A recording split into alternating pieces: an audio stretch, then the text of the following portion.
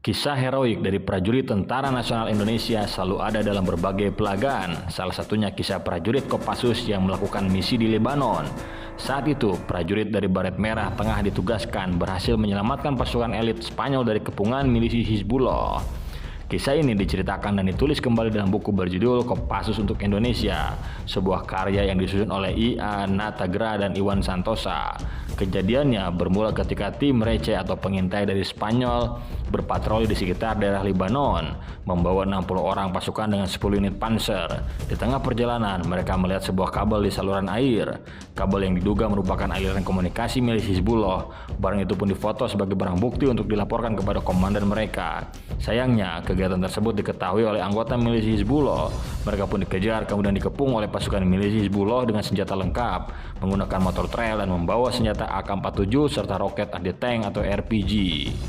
Anda punya senjata, kami juga punya senjata, kami tidak takut menghadapi Anda, ujar salah satu milisi Hizbullah.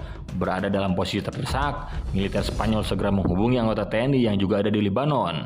Pada saat itu, keduanya tergabung dalam United Nations Interim Force in Lebanon atau UNIFIL, sebuah pasukan perdamaian yang dibentuk Perserikatan Bangsa-Bangsa.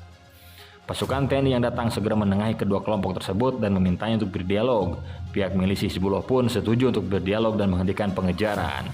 Pada akhirnya, pasukan milisi Hizbullah setuju untuk berdamai dan menghindari konflik. Mereka hanya meminta memory card yang digunakan pasukan Spanyol diberikan kepadanya.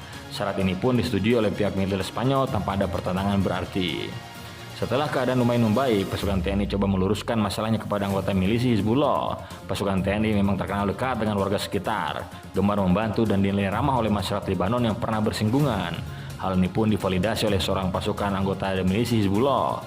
Ia mengatakan jika bukan pasukan Indonesia yang memintanya, akhir masalahnya mungkin akan berbeda. Mereka memutuskan untuk berdialog dan menghindari konflik. Mereka menghormati pasukan Indonesia. Kami orang Lebanon sebenarnya tidak menghargai dan tidak menghormati UNIFIL karena mereka tidak berpihak secara adil pada orang Lebanon. Tetapi kami melakukan ini karena sangat menghormati Anda orang Indonesia, ujar salah seorang anggota Hizbullah.